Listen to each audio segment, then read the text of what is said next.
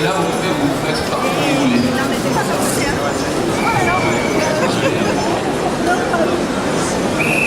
Eric, avec nous. Eric, avec nous.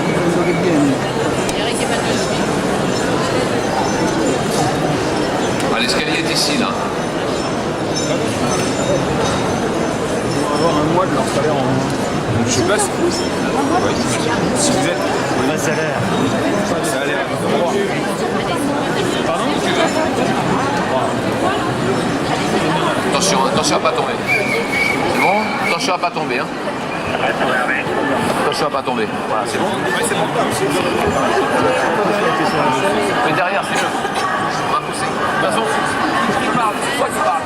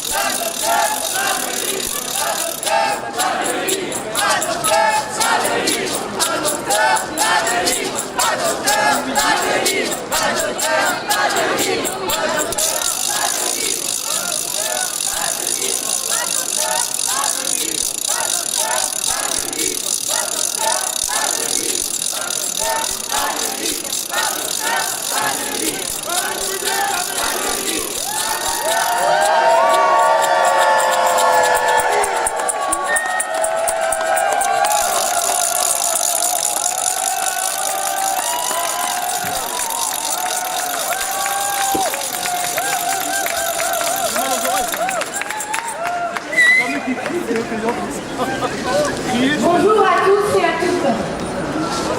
Mardi 17 mars, le Conseil permanent des écrivains a publié dans la presse une lettre ouverte à ceux qui oublient qu'il faut des auteurs pour faire des livres, afin d'alerter l'opinion sur la condition des auteurs de l'écrit et principalement la faiblesse des revenus, l'inquiétude concernant les réformes sociales, la fragilisation du droit d'auteur en Europe. Pour la première fois, s'unissent tous les auteurs du livre, tous secteurs éditoriaux confondus, et toutes les associations, syndicats et sociétés qui les représentent. C'est une première historique au Salon du Livre qui démontre une solidarité extraordinaire.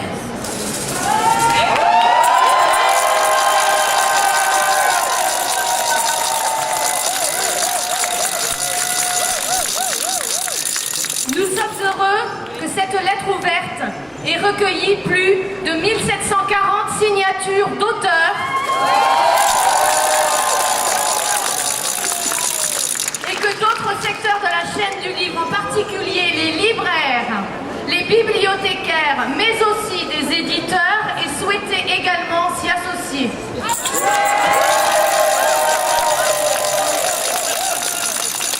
Réjouissons-nous que cette lettre réunisse des auteurs à succès, des lauréats de grands prix nationaux et internationaux et des membres de jurys de prestigieux prix littéraires. L'intérêt personnel ne peut être la motivation de l'engagement, d'aucun engagement collectif, sous peine de confier aux seuls plus précaires la défense de leur dignité.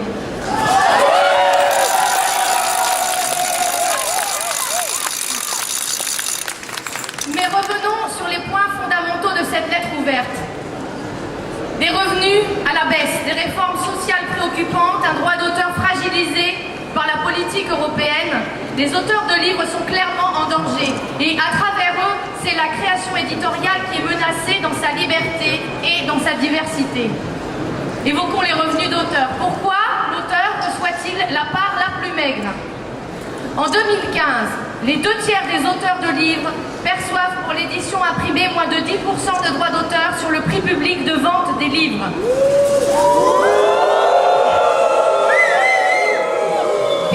Pire, un auteur sur 5 est rémunéré à un taux inférieur à 5%, en particulier en littérature pour la jeunesse. Ni salarié, ni travailleur indépendant, l'auteur qui ne dispose d'aucun outil de contrôle à l'égard de la maison d'édition est souvent rémunéré plusieurs années après avoir commencé à écrire, ne perçoit ses droits qu'une fois par an et reçoit sur l'œuvre qu'il a créée la part la plus maigre de toute la chaîne éditoriale. Rappelons-le, la moyenne des droits perçus par l'auteur est d'1 euro par livre vendu, à peine le prix d'une baguette. Il est urgent que soit rééquilibré le partage de la valeur au profit des auteurs, sans lesquels évidemment les livres n'existeraient pas. Face à la stagnation du chiffre d'affaires de l'édition, on peut se demander si l'augmentation considérable du nombre de publications est la meilleure stratégie. Avec 200 nouveaux titres publiés par jour, dimanche compris, comment les éditeurs d'abord, puis les libraires, peuvent-ils défendre les œuvres? Comment le lecteur peut-il faire son chemin? Comment les auteurs peuvent-ils vivre de leur métier? La surproduction est autre chose que la diversité.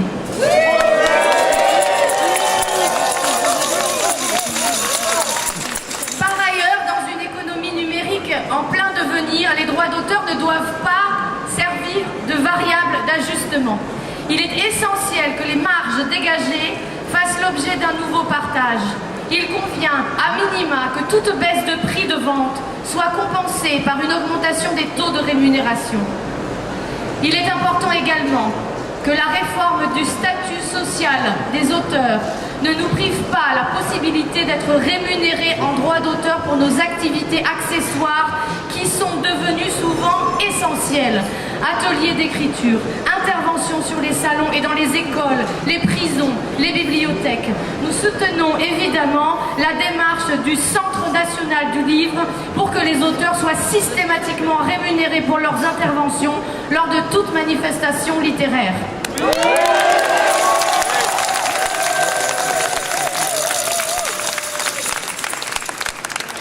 Deuxième sujet de préoccupation, la protection sociale des auteurs. Pourquoi seul l'auteur ferait-il les frais de toute réforme? Les projets actuels de réforme simultanée de la sécurité sociale et de la retraite des auteurs ont créé des inquiétudes. Il faut qu'une concertation large et ouverte permette de rassurer les auteurs sur les droits qui en résulteront et de respecter la diversité des activités, des pratiques et des modes de rémunération. Notamment, il importe qu'une réforme d'ensemble des cotisations sociales n'aboutisse pas à une baisse brutale des revenus des auteurs. Ainsi, nous demandons que la mise en œuvre de la réforme du RAAP, la retraite complémentaire des auteurs, puisse se faire progressivement afin de laisser la possibilité d'en mesurer les effets dans le temps, à la fois sur les revenus des auteurs et sur les droits qu'ils acquièrent. De même, d'autres pistes de financement pour la protection sociale des auteurs de livres peuvent être étudiées. Un prélèvement sur les ventes relatives au domaine public du livre ou sur le marché du livre d'occasion, par exemple. L'auteur ne doit pas systématiquement faire les frais d'un manque d'imagination en la matière.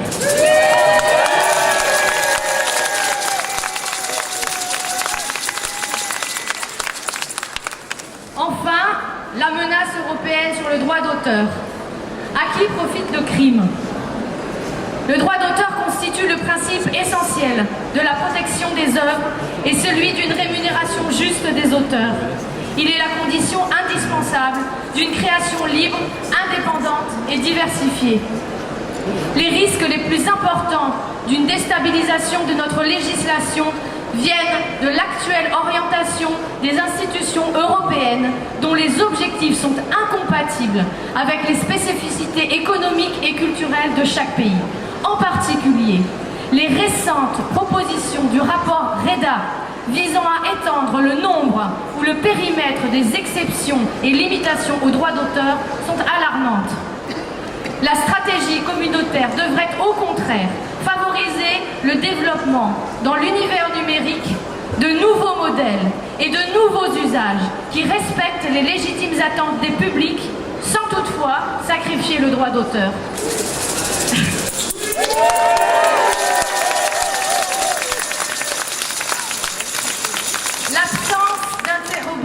L'absence d'interopérabilité technique constitue le véritable frein à la diffusion des œuvres et à leur accès par le plus grand nombre. Surtout, nous nous inquiétons de l'absence totale de responsabilité des grands acteurs d'Internet face au développement du piratage des livres.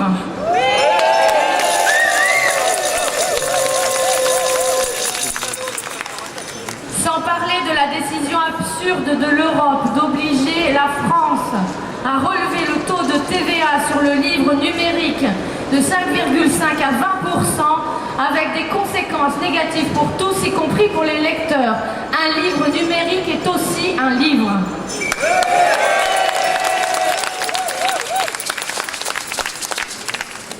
Une étude du Centre national du livre vient de mettre en valeur l'attachement des Français à la lecture de livres. À force de mettre les auteurs en danger, le livre est en péril. Pas d'auteur, pas de livre. Je vous remercie.